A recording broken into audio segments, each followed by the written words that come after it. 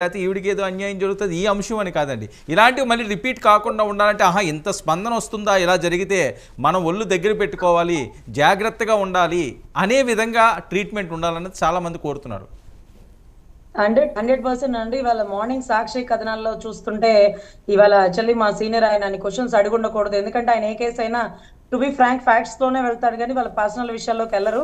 కానీ ఇక్కడ సాక్షిలో వస్తున్న కథనాల్ని ఆయన నోటితో నివృత్తి చేస్తే కరెక్ట్ గా ఉంటుందని కొంచెం ఆయనకి ఇబ్బంది అయిన క్వశ్చన్స్ అడగాల్సి వచ్చింది. ఎనీవే ఇక్కడ ఏమవుతుందంటే సార్, సెక్షన్ 211 ఐపీసీ అనేది బహుశా మీ అందరూ చూసారో లేదో, నాంది సినిమాలో రోల్ మోడల్ ఎగ్జాంపుల్ ఉంటుంది సార్. అంటే ఆ నాంది మూవీలో పెద్ద పెద్ద టాప్ మోస్ట్ హీరోలు ఉండకపోవచ్చు, బట్ అదొక బెస్ట్ ఎగ్జాంపుల్. సెక్షన్ 211 అని సాధారణ పౌరుడికి కూడా తెలియాలి. తప్పుడు కేసులు పోలీసు వాళ్ళు మన మీద పెడితే, ఇప్పుడు మేడం చెప్పారు నా మీద తప్పుడు కేసు పెట్టారు, 5 ఏళ్ళు నా లైఫ్ అంతా పోయిందని. ఈ 5 ఏళ్ళు ఆవిడ పడ్డ కష్టం తర్వాత ఏ పోలీసు వాళ్ళు ఆవిడ మీద కేసు పెట్టారో వాళ్ళ మీద ఆవిడ సెక్షన్ 211 అనేది ఛాలెంజ్ చేయొచ్చు, వాళ్ళ ఉద్యోగాలు తీపిచ్చేయచ్చు. అది ఆ సినిమాలో చూపించిన కాన్సెప్ట్. అదే రకంగా భారతీయ న్యాయ సంహిత ప్రకారం సెక్షన్ 248 అంటూ కొత్త సెక్షన్ వచ్చింది. సో దీని ప్రకారం ఇది అయిపోయిన తర్వాత ఏదో ప్రభుత్వం రియాక్ట్ అయ్యి వాళ్ళని సస్పెండ్ చేస్తుందో లేదో ఇదంతా సెకండరీ థింగ్ సార్. ప్రభుత్వం ఎంత బాధపడిందో మనకు తెలియదు, ప్రభుత్వానికి బాధపడాల్సిన అవసరం లేదు. బాధపడింది ఆ బిడ్డ. ఆమెని రోడ్డుకి ఇచ్చి అంత చదువుకున్న పిల్లని, లేకపోతే వాళ్ళ కుటుంబ బ్యాక్గ్రౌండ్ అకౌంట్ సీజ్ చేసే అధికారం పోలీసులకు లేదు, అర్ధరాత్రులు టార్చర్ చేసే అధికారం లేదు. ఇంకొకటి ఏంటంటే, మహారాష్ట్ర కేసులో ఒక ఆవిడండి బ్రోకల్ హౌస్ నడిపేది, చాలా మంది దగ్గర పేమెంట్లు తీసుకొని తప్పుడు పనులు చేసేది. ఆమెని అరెస్టు చేయకపోతే ఒక ఎస్ఐఓ సిఓ క్యాడర్ అండి అరెస్ట్ చేయబోతూ ఆవిడతో తప్పు పని చేశాడా లేకపోతే ఆమెను ఇబ్బంది పెట్టాడో what ever it may be జరిగింది. ఆవిడ కోర్టుకు వచ్చి చెప్పింది, సార్ ఇతను నాతో దురుసుగా ప్రవర్తించాడు, నన్ను అసభ్యకరంగా ప్రవర్తించాడు, నన్ను అక్కడ టచ్ చేశాడు ఇక్కడ టచ్ చేశాడంటే ఆ ఎస్ఐ చెప్పాడు, సార్ ఆవిడ బ్రోకల్ నడుపుతుంది సార్ అని జడ్జి గారు చెప్తారు. హౌ డేర్ యూ, ఆవిడకి ఇష్టమైతే ఒకరిని తెచ్చుకుంటది, ఇష్టం లేకుండా ఒంటి మీద చేయేస్తుంది, తప్పు తప్పే అంటూ అతన్ని సస్పెండ్ చేయడం జరిగింది సార్. అంటే ఇక్కడ తప్పుడు వ్యక్తుల మంచి వ్యక్తుల నీకు అనవసరం, నీ పరిధి ఎంత, నువ్వు అంతవరకే ప్రవర్తించాలా, వాళ్ళది వీళ్ళది అని సాక్షి కథనాలు రాశారు కదా. ఎవడికి నొప్పి తగిలితే వాడు వేసుకునేవాడు కేసు.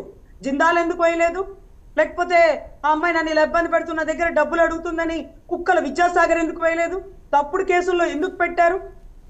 అంటే ఇది ఎక్కడి దాకా వెళ్తుందంటే సార్, బాధితులు ఎప్పుడైతే పోలీసుల్ని క్వశ్చన్ చేయట్లేదు అక్కడితో ఆగిపోతుంది. ఇప్పుడు మేడం లాంటి వాళ్ళు సెక్షన్ 211 అని అడుగుంటే, ఎప్పుడైతే వాళ్ళ ఇంటికి వచ్చి దుర్భాషలాడి 5 ఏళ్ళు ఆవిడ పనులు మానుకొని కోర్టులో పిలిచే వరకు క్యూ లైన్ లో నుంచొని వర్షాలకి ఎండాలకి నిలబడతారు చూడండి ఆడబిడ్డలు.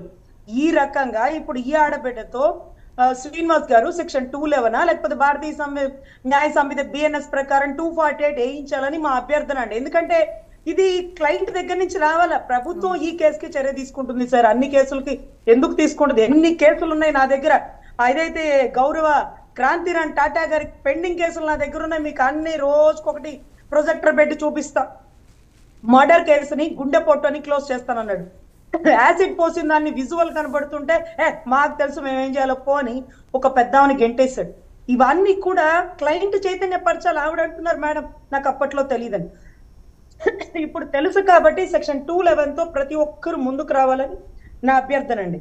ఓకే, శివ హైదరాబాద్ నుంచి కాల్ ఉన్నాడు. శివ గారు,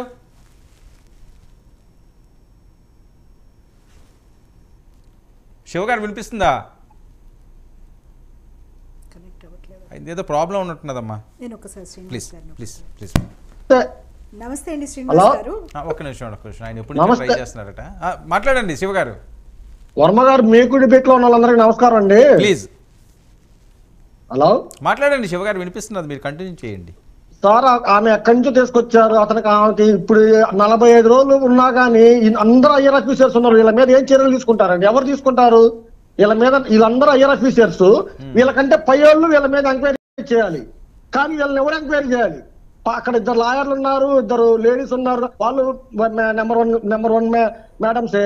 అసలు వాళ్ళందరూ ఐఆర్ ఆఫీసర్స్ అక్కడ ఇరుక్కుంది. దాంట్లో ఆ ఐఆర్ ఆఫీసర్స్ ని ఎవరు ఎంక్వైరీ చేయాలి? డీజీపీ ర్యాంక్ లో ఉన్నారు, డీజీపీ ర్యాంక్ అతను అంతకంటే పైన వాళ్ళు ఎవరు? ఇది వాస్తవం చెప్పాలంటే సార్ వర్మ గారు మీరు కరెక్ట్ డిబేట్ పెట్టారు. ఈ కేసు ఎవరు ఎంక్వైరీ చేయాలని పెట్టండి.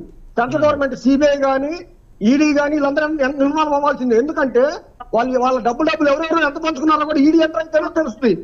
అవును, అది ఖచ్చితంగా ఇది ఒక తెలుగు రాష్ట్రాలకే పరిమితం కాడింది, దేశవ్యాప్తంగా వ్యాపిస్తుంది. ఖచ్చితంగా సెంట్రల్ గవర్నమెంట్ కూడా ఇన్వాల్వ్ అవుతుంది.